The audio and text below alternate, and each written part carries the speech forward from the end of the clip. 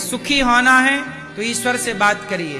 दूसरा, सुखी होने का दूसरा मंत्र है किसी से कोई उम्मीद मत करिए।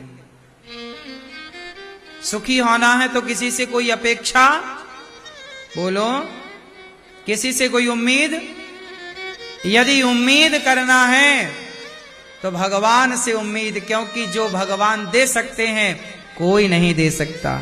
इसलिए उम्मीदें आप करते हैं और सामने वाला कार्य करता नहीं, तो आपकी उम्मीदों में पानी फिर जाता है, बेवजह आपको दुख मिलता है। उम्मीदें ना करिए। पहला, भगवान का चिंतन करिए, बातें भगवान से करिए। दूसरा, उम्मीदें किसी से ना रखिए, एक भगवान के सिवा। तीसरा, उतना ही सोचिए, उतना ही करिए जितना आप अपने बलबूते पे कर सकते हैं। कई बार आपने टीम बनाई, इसको भी मिलाया, उस पार्टनरशिप की, इसको सब चलो मिलके काम करते हैं। सबके साथ मिलके काम करना आसान होता है, लेकिन आज के जमाने में लोग ईमानदार नहीं। महीने 2 महीने बाद, साल 2 साल बाद वो टीम में फूट पड़ ही जाती है। 100 में से 99 केस आपने देखे होंगे। इसलिए उतना ही करिए जितना आप अपने बल पर कर सकें। यदि सुखी होना है तो कुछ इन बातों पर ध्यान देना स्टार्ट करेंगे ना। समय दीजिए अपने को। आपको क्या मिला? आप किसके लिए कर रहे हैं? परिवार के लिए। और वो परिवार क्या जवाब दे रहा कि तुमने हमारे लिए क्या किया है? भगवान कहते हैं कि तुमने सब संसार के लिए किया, हमारे लिए कुछ भी नहीं किया। कुछ नहीं किया, कम से कम एक बार भगवान की शरण में तो चले जाओ। भगवान कहते हैं तुम कुछ ना करो। गीता का आखिरी श्लोक भगवान कहते हैं और चुप हो जाते। क्या कहते हैं आखिरी श्लोक में? सर्वधर्मान परित्यज्य मामेकं शरणं व्रज अहम त्वा सर्व पापेभ्यो मोक्षयिष्यामि मा शुचः। सर्वधर्मान, सब छोड़ अर्जुन, केवल मेरी शरण में आ जा। शरणागत कहूं जे तजहि हित अनहित अनुमान। अंत में क्या है? आत्मसमर्पण। सरेंडर कर दो अपने आप को। जब आत्मसमर्पण भगवान के चरणों में हो जाता है तो जीवन सुखमय हो। ऐसा लगता हमने पा लिया, बहुत कुछ पा लिया। कभी कभी मुझे लगता है कि मैंने क्या पाया। मैं वस्तुओं की कोई कीमत नहीं मानता। घर, मकान, रुपया, पैसा, ये कीमती नहीं। मैं जिस संपत्ति की बात कर रहा हूं वो संपत्ति है कृष्ण नाम की, राम नाम की। वो संपत्ति कमाओ। आज गोपियां भगवान को कह रही हैं कि प्रभु कब बुलाओगे? गोपियों के लिए बांसुरी उठाई, बुलाया, सारी गोपियां भागी भागी आई, सब छोड़ करके। इसलिए संसार को छोड़ना, संसार में ऐसे रहना आप लोग कि कभी छोड़ना पड़े ना तो तुरंत छोड़ देना। ऐसे ना रहना कि छोड़ना पड़े तो रो, नहीं नहीं हम नहीं छूट रहा।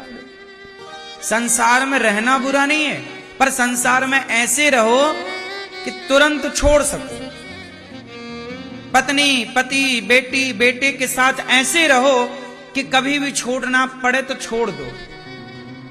ऐसे ना रहना कि छोड़ने का टाइम आए तो रोने लग जाओ, आंसू बहाने। आप लोग ऐसे ही तो रहते हैं। इसलिए कहा है कि जो जग में रहूं तो ऐसे रहूं जैसे जल में कमल का फूल जल में ही रहता है। लेकिन छोड़ना पड़े तो तुरंत छोड़ दे। पानी की बूंद डालिए कमल पर, एक बूंद ना रखेगा, तुरंत छोड़ देता, रहता वही है। छोड़ना पड़े तो रोता नहीं है, नहीं जी हम नहीं छोड़ेंगे। नहीं, क्यों नहीं छोड़ेगा? तुरंत छूट जाता। ऐसी रहो। यदि संसार में रहने का मजा लेना है ना, ऐसे ही रहो। जब छोड़ना पड़े तुरंत छोड़ दो। हम लोग कैसे रहते हैं कि छोड़ना पड़े तो छोड़ते नहीं, ऐसे पकड़ लेते हैं। परिवार से ऐसे बंध जाते हैं, शरीर और तो ठीक है, शरीर से बंध जाते हैं। रहो सब जगह, बंधना कहीं नहीं। अच्छा ये बताओ, भगवान श्री कृष्ण के सामने उनका पूरा परिवार लड़के समाप्त हो गया कि नहीं? आपस में सारे यदुवंशी लड़कर समाप्त हो गए कि नहीं? भगवान कृष्ण ने अपने परिवार की लाशों को अपनी आंखों से देखा। बोलो हां, देखा? नहीं देखा? श्री कृष्ण ने अपने पूरे परिवार की लाशों को अपनी आंखों से देखा है। कृष्ण बनना सरल नहीं है मेरी मां। 56 करोड़ यदुवंशी हैं। कितने यदुवंशी? उन 56 करोड़ यदुवंशियों में सारे चले गए, केवल एक रह गया, वज्रनाभ। एक को अलग कर दो तो 56 करोड़ लाशें पड़ी हैं। और देखने वाले कौन हैं? श्री कृष्ण। उन्हीं लाशों में उनके बेटा है, कृष्ण का बेटा। उन्हीं लाशों में उनका पोता है। उन्हीं लाशों में उनके पोते का भी बेटा है। ये दृश्य देखना सरल है कि कठिन है? बोलो, कठिन है। लेकिन ये सब देख कर भी कृष्ण क्या है? प्रसन्न, प्रशांत आत्मा, प्रसन्न है। क्यों? क्योंकि भगवान आए जरूर, पर बंधे नहीं कहीं। हम लोग आते हैं और आकर के क्या कर लेते हैं? बंध जाते हैं परिवार के साथ। परिवार में जरा कुछ हो जाए, हम भगवान को गालियां देने लग जाते हैं। अरे भगवान, तुम्हारी इतनी भक्ति करी, देखो ऐसा हो गया। हम तो तुम्हारे इतने बड़े भक्त थे, इतनी पूजा की। पड़ोसी भी कहते हैं, अरे तुमने तो इतनी पूजा की, फिर ऐसा क्यों हो गया? लोग मजे लेने लग जाते हैं। और कर लो पूजा, और कर लो भक्ति, देखो ऐसा हो गया। लोग मौका थोड़ी छोड़ते हैं।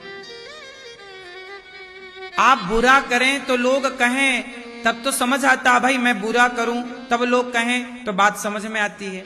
पर आप तो अच्छा कर रहे हैं ना, भक्ति कर रहे हैं, सही राह पर चल रहे हैं, फिर भी कुछ गड़बड़ हो गया तो समाज बोलती तो तब भी है ना। बुरा करने वाले को लोग नहीं बोलते, अच्छा करने वालों को लोग ज्यादा बोलते हैं। समाज में ये हाल हमने देखे हैं। एक मैया का बेटा चला गया भगवान के घर। अब लोग बोले, लो बड़ी पुजारिन थी, बड़ा पूजा करती थी, क्या किया भगवान ने? अब देखने में तो ऐसी लगेगा ना कि देखो इतनी बड़ी पूजा की भगवान की, फिर भगवान ने क्यों नहीं इनके पुत्र की आयु बढ़ाई? क्यों नहीं इनके पुत्र के साथ जो हुआ उसे रोका? ये तो इतने बड़े भक्त थे। तो सुनो, भगवान कृष्ण तो साक्षात भगवान है, नहीं है? कृष्णस्तु भगवान स्वयं। लेकिन भगवान के सामने लाशें पड़ी हैं। पूछा गया भगवान से, प्रभु ये क्यों हुआ? भगवान ने कहा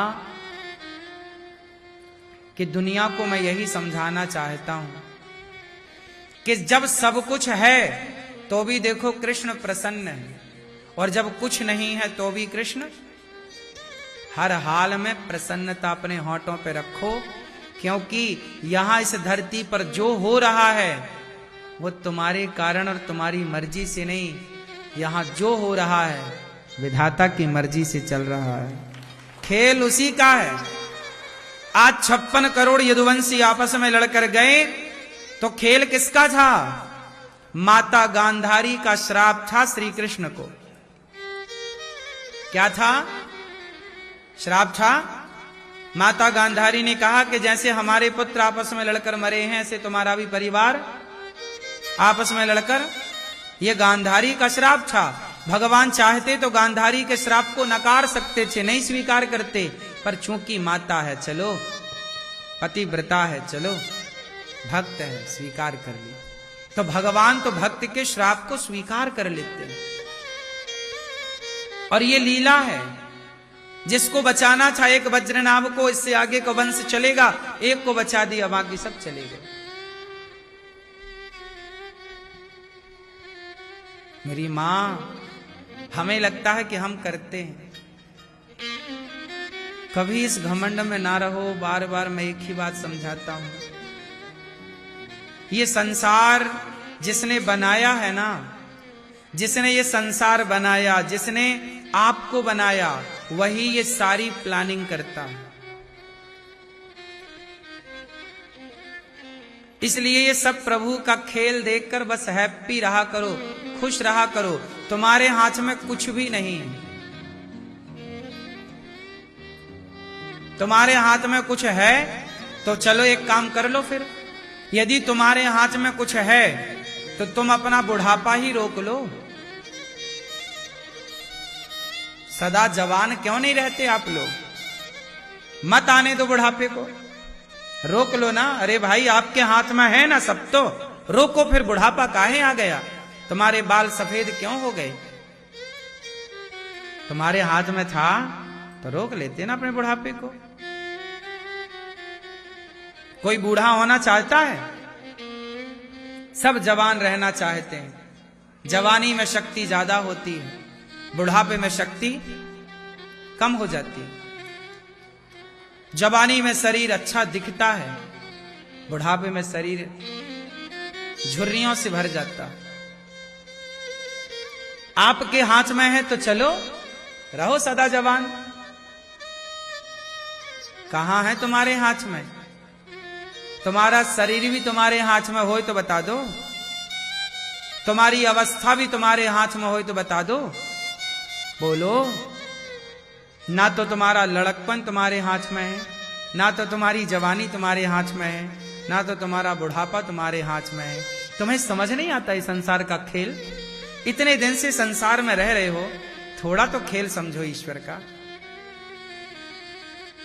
तुम्हारे हाथ में कुछ भी नहीं है साहब, क्यों परेशान हो रहे हो? कर्म है तुम्हारे हाथ में, केवल कर्म है। अर्जुन, तू कर्म कर, चल उठा गांडीव, कर्म कर। जो तेरा काम है, मेरा काम भागवत सुनाना है, सही ज्ञान देना है शास्त्रों का, मैं अपना कर्म कर रहा हूं।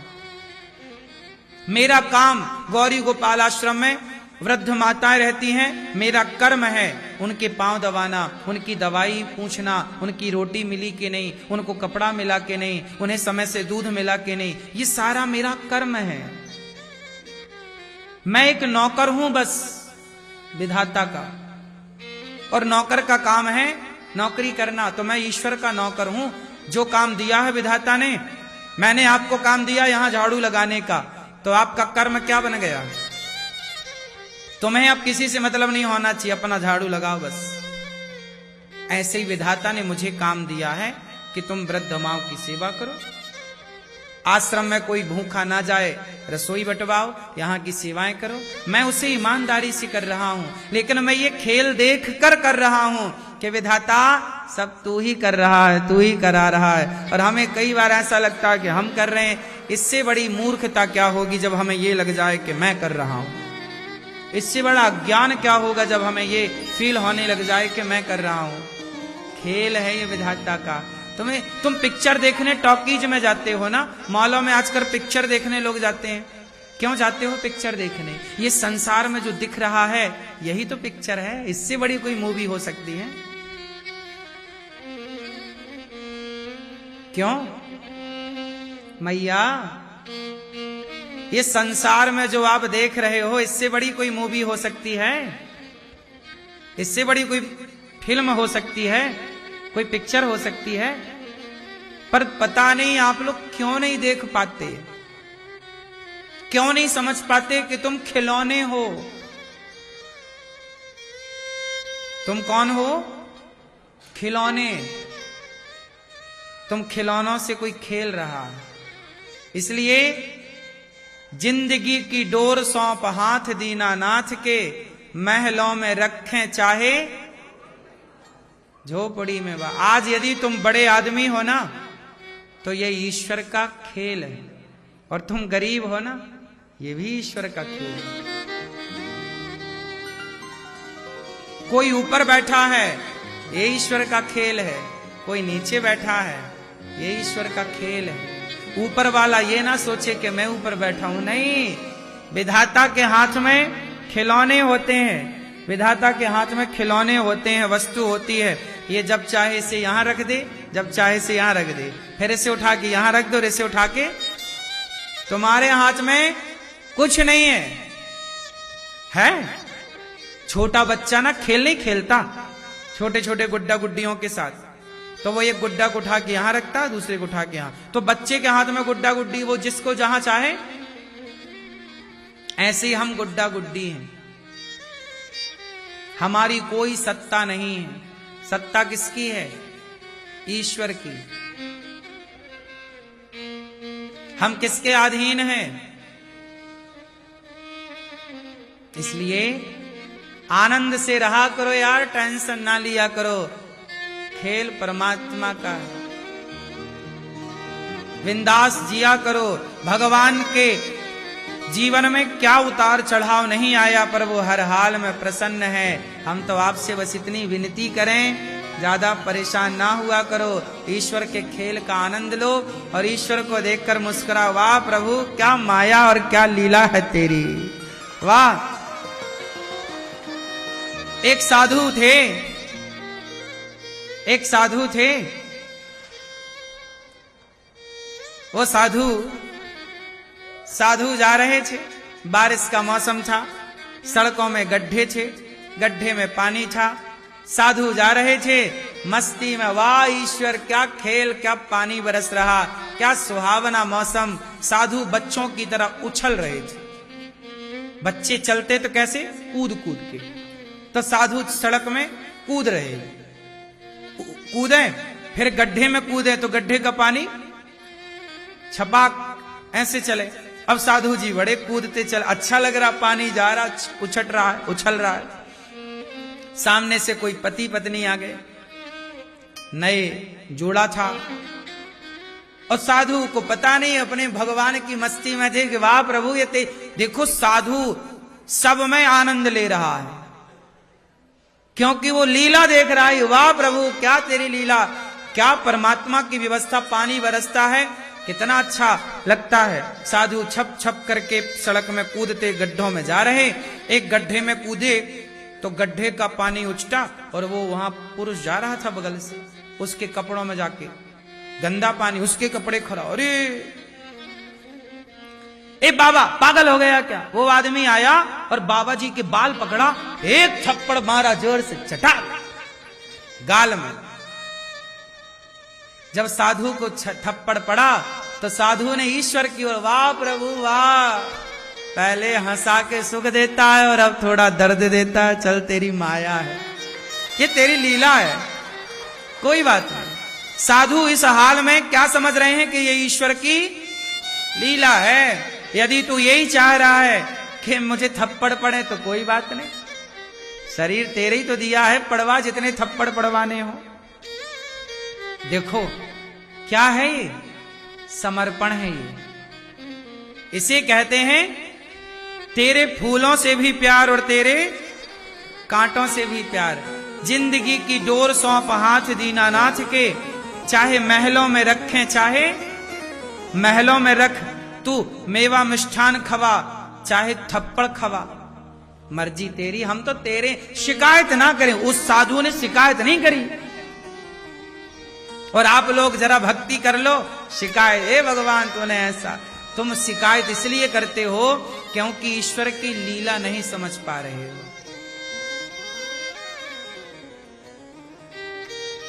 और सुनो, तुम जिनके लिए रो रहे हो ना, उन लोगों से तुम्हारा कोई संबंध है ही नहीं। तुम्हारा संबंध केवल ईश्वर से है। बताओ, तुम्हारे भीतर जो अंश है वो किसका अंश है? बोलो बोलो। ईश्वर अंश जीव अविनाशी। तुम्हारा यथार्थ में संबंध केवल भगवान से है। जो तुमने बना रखे हैं संसार में संबंध, ये सारे रिश्ते झूठे ही तो हैं। पर झूठ को ही तुमने सच मान लिया, इसमें ईश्वर की क्या गलती है?